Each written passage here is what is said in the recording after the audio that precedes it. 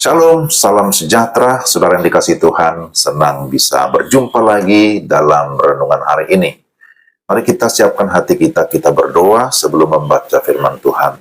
Bapa di surga, kami mau membaca dan merenungkan firman-Mu. Pimpinlah dan terangilah hati kami, berikan damai sejahtera dalam nama Tuhan Yesus. Amin. Pembacaan firman Tuhan dari Bilangan 12 ayat 2-3. Kata mereka, sungguhkah Tuhan berfirman dengan perantaraan Musa saja? Bukankah dengan perantaraan kita juga ia berfirman? Dan kedengaranlah hal itu kepada Tuhan. Adapun Musa, ialah seorang yang sangat lembut hatinya, lebih dari setiap manusia yang di atas muka bumi. Demikian pembacaan firman Tuhan. Tema kita, rendah hati lebih baik daripada iri hati. Saudara-saudara yang dikasihi Tuhan, kita sudah sampai dalam pembacaan firman Tuhan, Bilangan pasal yang ke-12. Saya berharap Bapak Ibu sekalian tetap bertekun membaca firman tiap-tiap hari. Saudara, dalam hidup ini kita sering melihat orang lain mendapatkan berkat atau dipakai Tuhan secara luar biasa.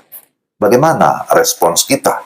Apakah kita bersyukur atau justru iri hati dan mulai mengkritisi mereka?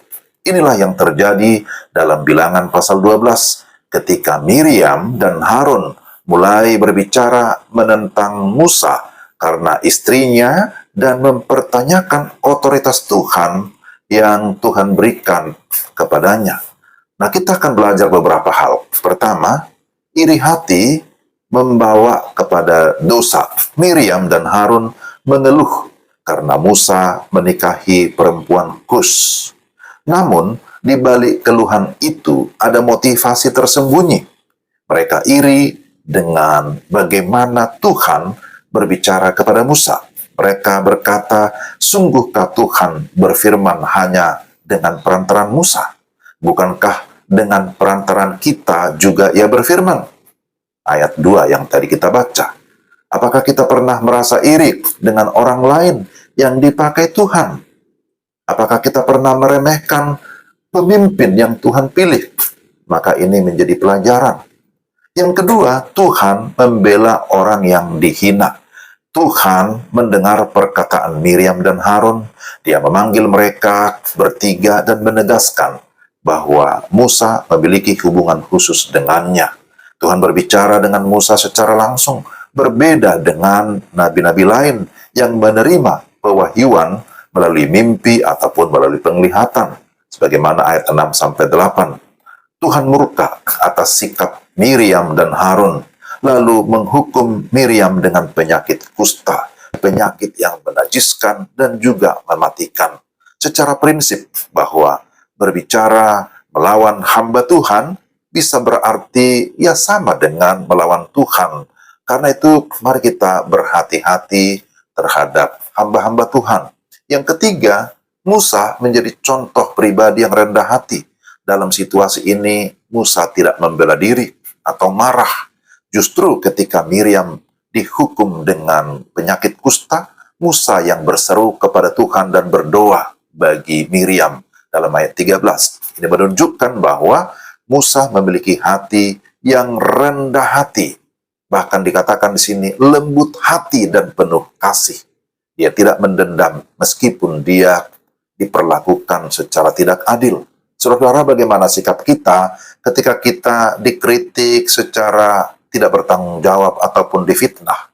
Apakah kita marah ataupun membalas, atau tetap rendah hati dan berdoa bagi mereka yang menyakiti dia?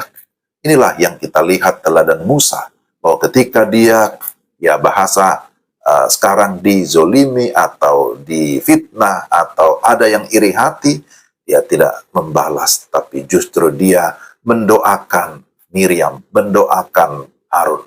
Saudara, dari Bilangan 12, kita dapat belajar bahwa iri hati tidak pernah mendatangkan kebaikan. Mari kita sadar bahwa setiap kita memiliki panggilan masing-masing. Tuhan memberi mereka otoritas dan karunia rohani. Demikian pun saudara dan saya. Ketika Tuhan memanggil kita, Tuhan juga memberikan kita kuasa dan karunia untuk bisa melayani. Oleh karena itu jangan pernah meremehkan pemimpin yang diurapi oleh Tuhan. Mari kita merendahkan hati, selalu memikirkan hal-hal yang positif. Jika kita diperlakukan dengan tidak baik atau tidak adil, janganlah membalas kejahatan dengan kejahatan. Biarlah Tuhan yang menjadi hakim dan pembela kita. Bagian kita adalah mengerjakan apa yang Tuhan percayakan kepada kita dengan tetap mengandalkan Tuhan dalam hidup kita sehari-hari. Amin.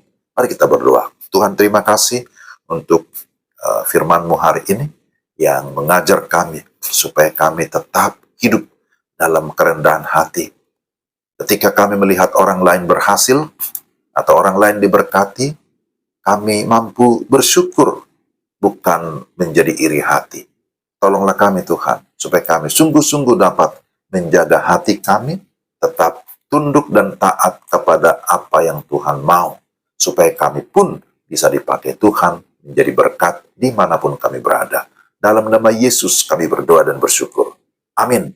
Demikianlah renungan kita hari ini. Tuhan memberkati Bapak, Ibu, dan saudara-saudara sekalian. Selamat beraktivitas. Shalom.